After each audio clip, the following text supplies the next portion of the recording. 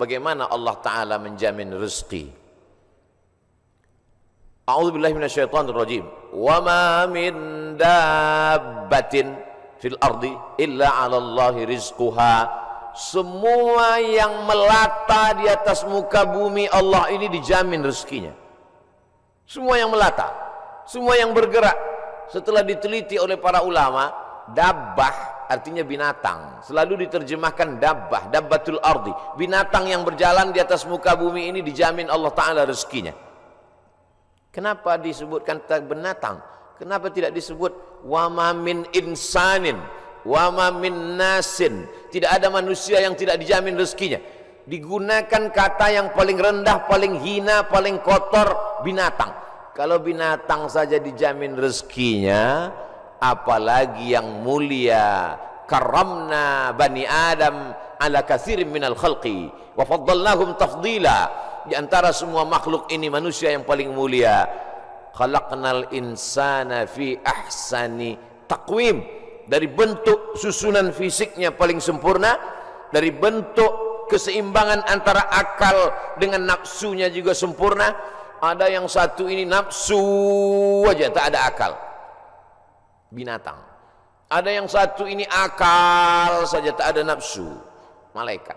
Makanya kalau ada teman kita nafsu aja, tak ada akal, kita udah tahu dia sama geng mana. Maka paling sempurna bentuknya, keseimbangannya manusia. Tapi Allah tidak sebutkan manusialah yang kujamin rezekinya, tidak. Allah sebutkan yang paling hina. Kalau binatang yang kotor tidak berakal saja dijamin Allah rezekinya, apalagi manusia. Maka ada ungkapan pepatah orang Melayu, rezeki musang tidak akan dihabiskan harimau. Rezeki musang tak akan pindah ke mulut harimau. Secara fisik harimau lebih besar, secara fisik harimau lebih buas, lebih gagah, lebih tajam taringnya. Raja hutan, raja rimba. Musang biasa saja. Bahkan ada musang yang paling keren ya kopi luwak, karena itulah makanan dia. Tapi rezeki musang tidak akan mungkin dihabiskan harimau. Kalaulah gara-gara harimau musang itu tidak makan, maka sudah lamalah musang itu punah dan musnah, tidak ada lagi di permukaan bumi. Tapi sampai hari ini musang masih tetap ada dan harimau pun tetap ada. Begitu Allah Subhanahu wa taala mencari, menyediakan rezekinya. Binatang yang melata, melatanya tidak pula di atas tanah. Justru dia unik. Kalau binatang yang lain kakinya di atas tanah, kepalanya, dia justru terbalik. Justru kaki dia yang ke atas, dia yang ke bawah. Bukan Spiderman, cicak. Makanannya pun luar biasa. Yang dia makan tidak melata tapi yang terbang, nyamuk. Bisa juga dia makan. Jadi kalau ada orang dikasih Allah Ta'ala tangan, kaki, kudrat, iradat, kemauan, kehendak, dikasih Allah Ta'ala akal sehat, badan sehat, segar bugar, tapi cemas dengan rezekinya, dia mestinya malu dengan cicak. Kemudian bagaimana Allah Subhanahu wa taala membagi rezeki itu? Lau tawakkaltum 'alallah haqqa tawakkulih. Kalau kamu bertawakal kepada Allah sebenar-benar tawakal, la razaqakum kama ruziqat thair. Kamu diberi Allah rezeki sebagaimana seekor burung mendapatkan rezeki. Bagaimana seekor burung mendapatkan rezeki? Taghdu khimasan wa taruhu bitanan. Terbang keluar sarang pada waktu pagi dalam keadaan perut kosong dan pulang dalam keadaan perut kenyang. Sampai hari ini belum ada burung yang tidak mau terbang karena khawatir dapat rezeki atau tidak. Burung merpati terbang tinggi, tahu dia di mana letak sarangnya dan pulang dia dalam keadaan perut kenyang. Padahal yang diberikan Allah kepada dia cuma dua, paruh dengan cakar kakinya. Dengan dua itu bisa dia makan. Uniknya burung-burung ini adalah makanannya berada di dalam air, dia di atas udara, lalu kemudian dia hanya sebentar saja memantau, masuk dia ke dalam dan bisa diangkat kembali. Kalau tidak percaya pada isi ceramah saya ini, sering-sering nonton film yang isinya binatang aja. Tentang flora dan fauna, tentang hewan, tentang burung. Aneh dan uniknya, yang menyuruh kita untuk mempelajari binatang hewan ini adalah Allah SWT. Tapi yang mempertontonkan kita, kameramennya sampai berbulan-bulan di dalam hutan untuk menampilkan, hanya memperlihatkan seekor burung bisa menangkap seekor ikan, untuk memperlihatkan bagaimana Allah membagi rezeki kepada kita. Sesungguhnya di balik konten yang luar biasa ada kameramen yang sangat tersiksa. Jadi besar sekali jasa kameramen. Jadi nanti kalau beberapa hari ini akan keluar gambar Abdul Somad ceramah di Masjid Sunda Kelapa sedang begini-begini, itu kameramen yang luar biasa. Ini kameramen insyaallah masuk surga sama kamera-kameranya sekalian. Saudara yang dimuliakan. Cuman kameramen kalau bisa matanya harus seimbang. Jadi jangan selamanya begini. Jadi sekali-sekali begini, sekali-sekali. Saya khawatir nanti setelah tua matanya begini. Selalu ada keseimbangan. Saudara yang dimuliakan Allah SWT, kamera itu pun juga adalah rezeki. Kenapa? Yuntafa'u bihi. Kapan kamera menjadi rezeki? Ketika dia bermanfaat. Kalau kamera hanya untuk mengambil gambar orang yang membuka aurat, maka itu bukan kamera rezeki, itu namanya kamera Sony. Itu namanya kamera laknat. Itu namanya kamera yang mendatangkan, bukan pada mereknya, bukan pada kameramennya, tapi apakah dia mendatangkan manfaat atau tidak.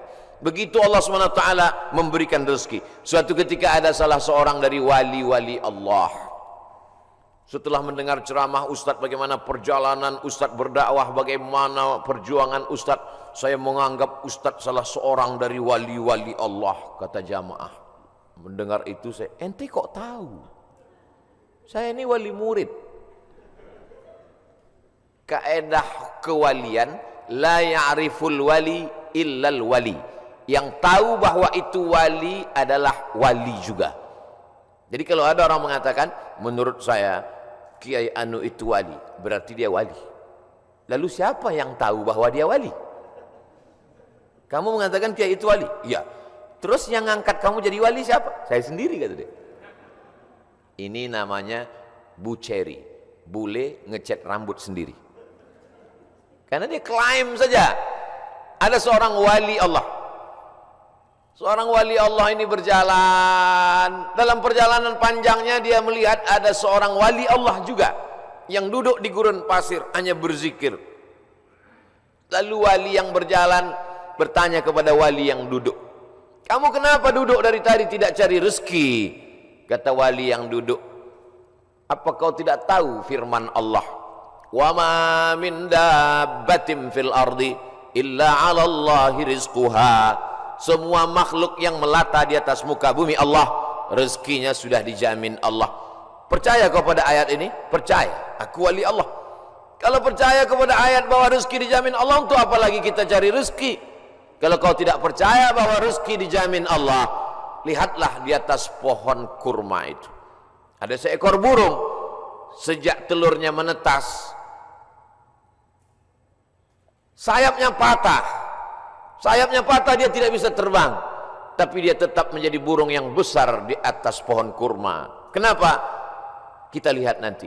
Tak lama terlihat datang burung lain membawakan makanan. Datang burung membawakan cacing, datang burung membawakan ikan. Naik ke atas pohon kurma yang di atasnya ada seekor burung yang patah sayap. Begitulah kalau Allah berkehendak, rezekinya dijamin Allah, dia tidak perlu terbang.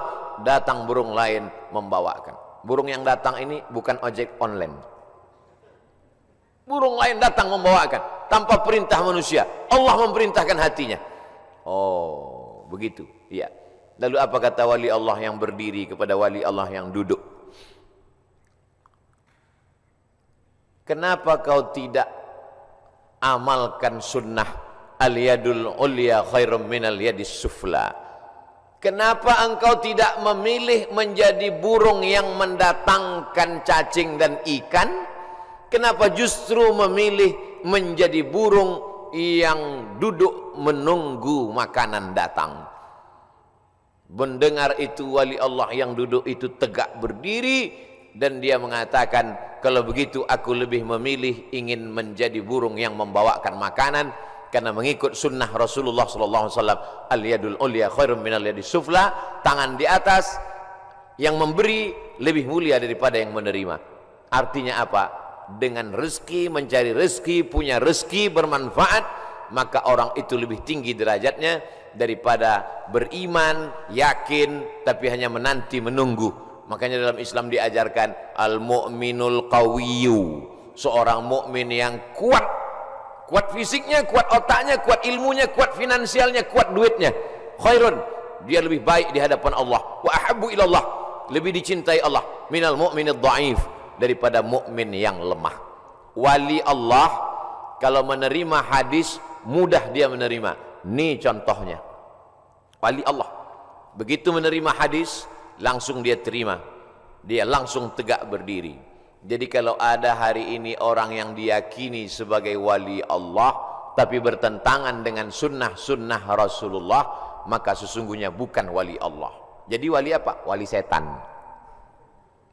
Suatu ketika ada seorang wali Allah membawa murid-muridnya untuk menemui seseorang yang dikatakan wali Allah. Diceritakan dalam kitab Ar-Risalah Al-Qushairiyah, Imam Abul Qasim Al-Qushairi. Murid-murid, kita mau ketemu dengan seorang wali Allah. Di mana Tuan Guru? Di masjid. Dia tidak pernah keluar masjid, dia dalam masjid. Ya, sampai di dalam masjid bertemu dengan wali Allah, bersalaman. Tiba-tiba orang yang dikatakan wali Allah itu, maaf, meludah dalam masjid. Lalu kemudian saat itu juga sang guru berkata, mari kita tinggalkan orang ini bukan wali Allah. Kenapa Tuan Guru?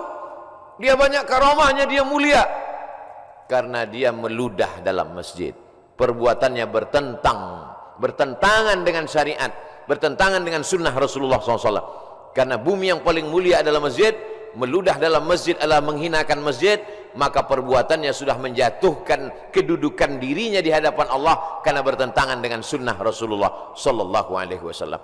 Jadi mudah saja standar hidup ini, ikuti saja sesuai dengan ketentuan yang dibawa oleh syariat Nabi Muhammad sallallahu alaihi wasallam, termasuk dalam hal mencari rezeki ini. Kalau dia ikuti sunnah Rasulullah dengan cara yang halal, maka itu berarti dia adalah termasuk umat Muhammad sallallahu alaihi wasallam. Dia kaya Pak Ustadz, mobilnya mewah, mahal, rumahnya megah, hebat, tapi tidak pernah keluar rumah cari rezeki. Jangan-jangan punya babi ngepet, jangan-jangan tuyulnya 3 kontainer. Nahnu nahkumu bizawahir, kita menghukum orang itu dengan melihat zahirnya. Yang tahu batinnya hanya Allah Subhanahu wa taala. Wallahu yatawallas sarair. Ini pembahasan tentang rezeki. Lalu kemudian hubungannya dengan pandemi. Pandemi artinya wabah penyakit yang menyerang serentak pada satu masa di beberapa negeri. Itu arti pandemi menurut Kamus Besar Bahasa Indonesia. Jangan pandemi kata orang, pandemi juga kata kita. Pas ditanya orang apa itu pandemi, ya masih sejenis demi-demi juga lah. Bahasa Arabnya wabah. Maka doa ulama, Allahumma dafa'anal wabah, angkatlah wabah. Bahasa Arabnya wabah, sampai ke Indonesia ujungnya hamzah berubah jadi ha, wabah. Banyak sekali kata-kata serapan bahasa Arab begitu sampai ke kita berubah. Wabah jadi wabah. Zahir lawannya batin. Telapak tangan ini batin, ini zahir. Kenapa ini disebut batin? Karena tertutup. Kenapa ini disebut zahir? Karena terlihat.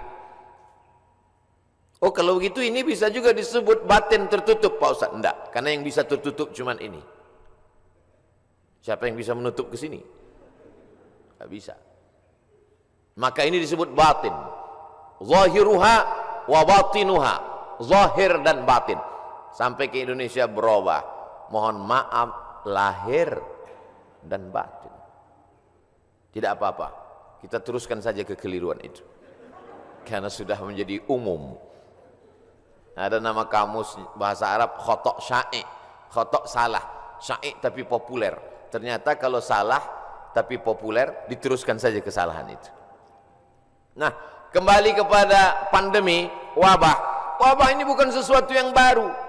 Ada kota namanya Yathrib. Yathrib itu artinya kota yang banyak wabah penyakit. Nabi selalu merubah nama yang tidak baik kepada nama yang baik. Kamu mau kemana? Saya mau ke kampung wabah. Namanya saja sudah membuat kita memberikan efek negatif. Nama Abdul Somad, tempat tanggal lahir wabah COVID-19. Maka memberikan efek yang tidak baik. Maka Nabi merubah nama yang tidak baik. Yathrib dirubah Nabi namanya menjadi Al-Madinah Al-Munawwarah, kota peradaban yang terang benderang. Kenapa terang benderang? Ketika Nabi datang ke sana, maka terang benderanglah hati mereka, terang benderang pikiran mereka, terang benderang kota Madinah. Mereka sambut dengan Tola'al Badru alaina. Badru artinya bulan purnama yang terang benderang. Kalau bulan itu bulat, namanya Badar. Kalau bulannya masih sabit, namanya hilal. Yang selalu dicari-cari orang, hilal. Hati-hati kalau ibu punya suami hilal. Saudaraku yang dimuliakan Allah Subhanahu wa taala. Maka pandemi, wabah menyebar sudah terjadi sejak lama. Makanya dalam hadis dikatakan al-mat'unu syahid. Orang yang meninggal karena wabah ta'un, wabah penyakit, pandemi, maka dia mati syahid. Saudara kita, sahabat kita, kawan kita, tetangga kita, satu sekolah dengan kita, meninggal dunia. Berikan kabar gembira kepada istrinya kalau suaminya meninggal. Sabar Pak, dia meninggal sebagai seorang syahid. Wala taqulu liman yuqtalu fi sabilillahi amwat. Jangan kau katakan orang yang mati syahid itu mati. Bal ahya, mereka hidup. Tapi mereka meninggalnya ketika mau Idul Fitri, Pak Ustadz, bajunya sudah dibeli. Ada yang lebih sayang kepada dia daripada kita. Kita tidak tahu entah apa amal dia sehingga Allah memilih dia untuk berhari raya bersama para malaikat, bersama Allah Subhanahu wa taala. Maka mendengar cerita kita itu lapang dadanya. Kata-kata kita mestilah menjadi setawar sedingin, menawarkan hati yang luka, mendinginkan hati yang panas dari ucapan kata-kata yang menyejukkan. Kalau kita tidak bisa menenangkan orang dengan materi, maka tenangkanlah dengan kata-kata. Rezeki di masa pandemi berkurang. Berapa banyak pegawai, pekerja perusahaan yang di PHK, dirumahkan, kolaps perusahaan, bisnis. Bahkan ada seorang bisnismen yang cerita ke saya, Ustadz Somad, semua bisnis buatan manusia hancur roboh diterjang badai pandemi COVID-19. Yang bisa bertahan adalah yang buatan Allah Subhanahu wa taala. Tanaman kelapa sawit, harga karet, kelapa bertahan. Bisnis yang diciptakan, dibuat manusia, dikreasikan manusia, tumbang Pak Ustaz. Tapi orang beriman tidak pernah berputus asa. Kenapa? Karena dia melihat, memandang itu sebagai hakikat yang datang dari Allah Subhanahu wa taala. Dia berpikir cerdas. Dulu ketika rezeki saya lancar, bisnis saya sampai tidak sempat ke masjid Ustaz, sampai tidak sempat ikut pengajian. Alhamdulillah, dengan adanya pandemi ini kami masih bisa menyekolahkan anak, masih bisa makan, mungkin rezeki berkurang, tapi saya lebih sering ngaji Pak Ustaz. Oh, jadi kamu sering pengajian? Iya, tapi wajah kamu nggak pernah terlihat. Saya pakai masker Pak Ustaz. Kamu sering ikut kajian saya? Ikut Pak Ustaz, tapi saya nggak pernah ngelihat kamu. Saya jamaah online Pak Ustaz. Insya Allah yang ikut pengajian online, surganya tetap offline. Jadi jangan khawatir. Ini ada juga ustaz-ustaz yang menakut-nakuti jamaah, yang selama ini hanya online saja, surganya pun online. Untung jamaahnya kurang cerdas. Kalau jamaahnya cerdas, mana ada surga online? Surga online itu surga bid'ah. Saudara yang dimuliakan Allah Subhanahu wa taala, jadi ketika kita melihat sesuatu itu dengan perenungan, maka sesungguhnya ada hikmah yang luar biasa di balik apa yang diberikan Allah. Asa an takrahu syai'an, boleh jadi kau benci sesuatu, fa huwa khairul lakum, tapi di balik kebencian kamu itu ada manfaat hikmah yang luar biasa. Asa an takrahu syai'an, boleh jadi kamu tidak suka pada sesuatu, wa yaj'alallahu fihi khairan katsira, dijadikan Allah di balik itu semua ada kebaikan-kebaikan. Tapi kadang kita susah untuk berpikir cerdas, cermat, jernih di tengah hiruk pikuk suara orang banyak. Gimana kata kalau kita mau berpikir saat di tangan kita dua handphone, yang satu IG, yang satu Instagram? Gimana kita mau berpikir jernih di saat kita sedang di tengah orang yang pikirannya berkecamuk? Maka bangunlah di tengah malam, seperti jamaah yang dikatakan protokol tadi, yang datang jam 3 malam ke masjid. Kalau dia sampai ke masjid jam 3, tentu bangunnya jam 2. Yang sholat subuh jam 7.30, nggak tahu bangunnya jam berapa. Dia datang ke masjid, tentu dia bangun, habis itu dia mandi, terapi mandi segar, menyegarkan tubuhnya, menyegarkan pikirannya, bersih, gosok gigi, suci, menghadap Allah SWT, sholat sunat wudhu 2 rakaat, sholat sunat taubat, sholat sunat tahajud, sholat sunat hajat, sholat sunat witir, berzikir, menjelang azan berkumandang ke masjid. Jernih pikirannya melihat ini. Kalaulah orang rezekinya seret, rezekinya mampat, lalu kemudian dia alihkan konsentrasinya untuk melepaskan sejarah kerisauannya dengan narkoba, dengan khamar, dengan pergaulan bebas, sesungguhnya dia hanya sedang mengalihkan satu masalah, masalah kecil sedang dia alihkan kepada masalah yang besar. Gimana ibu? Bisnisnya sejak Covid ini makin turun atau makin? Alhamdulillah Pak Ustaz, alhamdulillah ada Covid. Alhamdulillah pula dia bilang ada Covid. Kenapa? Selama ini saya kalau mau buka usaha mesti sewa ruko, mesti sewa tempat. Hari ini saya bisa bisnis online Pak Ustaz. Saya cukup buat pasang iklan, masak di dapur sendiri, menggunakan jasa teman-teman yang bisa mengantar, akhirnya makan. Berapa banyak saudara-saudara kita yang hari ini bisnisnya tetap berjalan. Dengan cara apa? Dengan cara online. Cara menyampaikan makanannya saja yang online, makanannya tidak online. Bukan berarti makanan itu digambar lalu dikirim. Makanannya tetap diantarkan dan berjalan. Kenapa? Karena ketika kita duduk dengan tenang, maka akan ada ide-ide yang diberikan Allah Subhanahu wa taala. Yang menenangkan hati itu siapa? Allah. Huwallazi anzala sakinata. Allah taala yang menurunkan ketenangan fi qulubil mu'minin, ke dalam hati orang beriman. Tapi tidak semua bisa begini. Apotik, jual obat, minyak kayu putih, haba sauda, madu, justru di musim-musim ini peningkatannya luar biasa. Kenapa? Karena orang takut. Kalau orang takut, dia cemas, dia ngeri, dia suka minum herbal, lalu kemudian dia dengarkan hadis yang disampaikan Ustaz, habbatus sauda syifa'un min kulli da'. Habba sauda, jintan hitam, Arab, obat dari segala macam penyakit. Yang tidak bisa diobatinya hanya tua dan mati saja. Yang lain daripada itu bisa diobatinya. Alaikum bisyifa'aini, hendaklah kamu berobat dengan 2 penyembuh, al-asal, madu, wal Qur'an. Wa nunazzilu minal Qur'ani ma huwa syifa'. Kami turun Al-Qur'an itu sebagai obat, sebagai penyembuh, sebagai penawar. Maka diamalkan mereka ruqyah, habba sauda, herbal, madu, jintan, qastul hindi, maka luar biasa. Tapi saya tidak bisa berpindah dari bisnis ini ke sini Pak Ustaz. Loh, yang mengatakan engkau tidak bisa bisnis dari pakaian ke herbal itu siapa? Kita sendirilah yang mengkerangkeng pemikiran kita.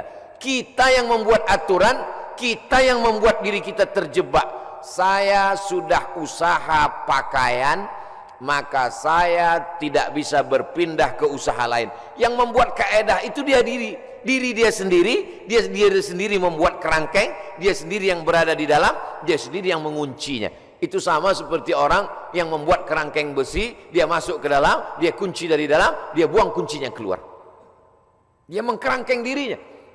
Kamu bisa berpindah dari dagangan pakaian ke jualan herbal, berpindah dari berdagang bisnis ini beralih ke sini, itu adalah pilihan yang ada pada diri kita sendiri. Ada pilihan yang tidak bisa kita pilih. Abdul Somad menjadi orang Melayu, datang dari pulau Sumatera. Itu tidak bisa kita memilih. Saya tidak bisa memilih. Malaikat tidak pernah dulu memberikan saya pilihan di alam rahim, Abdul Somad, kau mau jadi orang mana? Mau jadi orang Amsterdam atau mau jadi orang Riau? Tak ada. Itu bukan pilihan saya. Itu pilihan takdir dari Allah Subhanahu wa taala. Tapi ada masanya kita bisa memilih antara bisnis ini atau ini, beralih ini atau ini. Ustaz, ada yang mau saya tanyakan Ustaz? Ya silakan. Bolehkah saya beralih bisnis? Boleh. Yang tak boleh beralih ke lain hati. Saudaraku yang dimuliakan Allah Subhanahu wa taala. Jadi bagaimana tiba-tiba pikiran kita menjadi sempit sampai tidak nampak solusi? Bagaimana tiba-tiba hati kita ini menjadi beku sampai semuanya terasa menyulitkan, menyusahkan kita? Maka Allah Subhanahu wa taala memberikan kita kelapangan. Man lazimal istighfar, siapa yang melazimkan istighfar, mengistiqomahkan, mengamalkan istighfar, ja'alallahu lahu min kulli dhiqin makhraja. Habis waktu ceramah. Oh, matahari terbit. Hebatnya di Masjid Agung Sunda Kelapa. Setiap matahari terbit, bunyi alarm. Setiap matahari terbit, bunyi alarm. Setiap matahari terbit, bunyi alarm. Lama-lama jamaah mengambil kesimpulan bahwa kalau alarm tidak berbunyi, matahari tidak terbit. Kalau ada usaha, baru ada rezeki. Kalau ada usaha, baru ada rezeki. Kalau ada usaha, baru ada rezeki. Kalau tidak ada usaha, berarti tidak ada rezeki. Rezeki terbagi dua. Ada rezeki yang bersifat mauhibah, pemberian Allah. Ada rezeki yang bersifat al-kasbu, usaha. Dan berapa banyak rezeki yang berdasarkan pemberian Allah Ta'ala jauh lebih besar daripada usaha. Tapi jangan gara-gara ini lalu orang tidak mau berusaha. Usaha datang dari kita, pemberian datang dari Allah. Cobalah tanya bisnismen orang-orang kaya itu, apakah dari usahanya itu datang? Berapa banyak usahanya biasa saja, tapi pemberian Allah Subhanahu wa taala luar biasa. Yang dinilai Allah adalah bagaimana seorang hamba berusaha. Itulah ahlus sunnah wal jamaah. Adapun orang yang berpangku tangan menunggu hujan turun dari langit, mereka adalah ahlul bid'ah wad dhalalah. Namanya kelompok Jabbariyah. Jabr, al-Jabr. Ada wali nikah itu namanya wali majbur, wali yang boleh memaksa. Jabbariyah orang yang terpaksa. Kata dia, hidup dia ini terpaksa karena takdir. Kau kenapa tidak berusaha? Semua sudah ditakdirkan Allah. Kau kenapa mabuk? Saya tidak ada niat mabuk Pak Ustadz. Saya terpaksa karena takdir. Dua salah dia. Pertama, dia berbuat dosa. Yang kedua, dia mengkambing hitamkan Tuhan atas segala dosa-dosanya. Maka orang seperti ini dihukum double oleh Sayyidina Umar bin Khattab. Pada zaman Umar pun spesies manusia seperti ini sudah ada. Yang sekarang ini hanya pengikut-pengikutnya saja, neonya, model barunya muncul di zaman modern ini. Maka orang seperti ini bukan ahlu sunnah. Ahlu sunnah adalah berkeyakinan bahwa rezeki dijamin Allah, tapi dia juga berusaha. Menurut Imam Abul Hasan al-Ash'ari, maka itulah yang disebut dengan al-kasbu wal ikhtiar. Ada usaha. Subuh ini saya sudah ditakdirkan Allah Subhanahu wa taala ada 2 minuman. Yang berada di atas meja ini walaupun nampaknya 3, yang minuman 2, yang ini hand sanitizer. Lalu kemudian saya boleh memilih antara 3 ini. Yang mana yang mau dipinum boleh pilih. Mau yang ini atau yang ini, tapi jangan yang ini. Ketika dia sudah diberikan kepada saya, maka ini milik saya, ini udah takdir saya, ini ketetapan untuk saya. Tapi saya mesti menggerakkan tangan saya, mesti memasukkannya ke mulut saya. Semuanya datang dari Allah. Gerak ini tangan bisa bergerak, itu pun dari Allah. Hati ini untuk condong kemana, itu pun dari Allah. Itulah mengapa dikatakan wallahu khalaqakum wa ma ta'malun. Allah menciptakan kamu dan perbuatan kamu. Perbuatan kamu itu pun juga ciptaan Allah, karena semua datang dari Allah. Menulis, tangan yang menulis ciptaan Allah. Pena, kertas, itu pun ciptaan Allah. Maka dikatakan bahwa kamu dan perbuatan kamu adalah ciptaan Allah. Tapi kita punya pilihan. Wa nafsin wa ma sawwaha. demi jiwa dan penciptaannya. Fa'alhamaha fujuraha, ada jalan kiri, jalan fujur, jalan bengkok, jalan hitam. Wa taqwaha, jalan kanan, jalan baik, jalan putih. Maka kita tinggal memilih. Ketika pilihan kita benar, kita dapat surga. Walladzina amanu wa 'amilus solihati ulaika ashabul jannah walladzina kafaru wa kadzdzabu biayatina ulaika ashabun nar. Jangan dengan penuh kesadaran sendiri menabungnya di bank konvensional haram, duitnya duit riba, dimakan dengan penuh kesadaran. Ketika ditanya, kau makan riba? Iya, tapi ini haram. Takdir, susah saya menolaknya, Ustaz. Tidak bisa begitu, karena kita punya pilihan untuk mengalihkan dia dari konvensional ke syariah. Kita punya pilihan untuk memilih antara yang haram dengan yang halal. Ketika pilihan itu tepat, disitulah balasan datang dari Allah Subhanahu wa ta'ala. Saudaraku yang dimuliakan Allah, ada orang yang sanggup memilih tapi dia tidak mau. Ada orang yang tidak tahu, ada yang pura-pura tidak tahu. Maka semua jenis manusia ini nanti akan mempertanggungjawabkannya di hadapan Allah Subhanahu wa ta'ala. Dengan mengaji kita menjadi tahu. Setelah tahu, ujiannya lebih berat. Selama ini kita tidak tahu, kadang-kadang ada enaknya juga tak tahu. Ada mahasiswa lama, ada mahasiswa baru. Mahasiswa lama dengan mahasiswa baru duduk di tempat yang sama, mau daftar ulang di awal tahun ajaran. Tiba-tiba turun seseorang lewat, mahasiswa lama lari pontang-panting, mahasiswa baru nyantai sambil duduk merokok, ngelihat cuek aja. Memangnya yang lewat itu siapa? Rektor. Kenapa mahasiswa lama lari pontang-panting? Dia kenal, dia tahu. Kenapa mahasiswa baru cuek saja seperti tak ada masalah? Karena tidak tahu. Makanya banyak orang sekarang tidak mau tahu dengan agama. Kenapa? Karena kalau saya tahu nanti jadi takut. Padahal takut itulah yang dipesankan oleh khotib di atas mimbar. Takutlah kepada Allah. Itulah yang kita tanamkan selama Ramadan 30 hari. 30 malam. Malamnya qiyam, siangnya siam. Akhir daripada target puasa itu adalah la'allakum tattaqun. Takut. Salat, tegak, ruku, sujud, subuh, zuhur, asar, maghrib, isya, tahajud, witir, doa, qabliyah, ba'diyah. Apa yang ingin dicapai? Inna salata tanha anil fahsya wal munkar.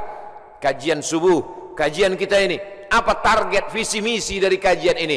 Kajian ini supaya takut kepada Allah, jangan sampai makan haram, jangan gara-gara pandemi ini lalu kita kemudian berubah keyakinan.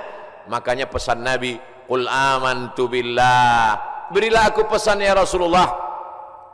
Kalau sudah aku terima pesan yang singkat padat ini, aku tidak akan bertanya lagi kepada siapapun.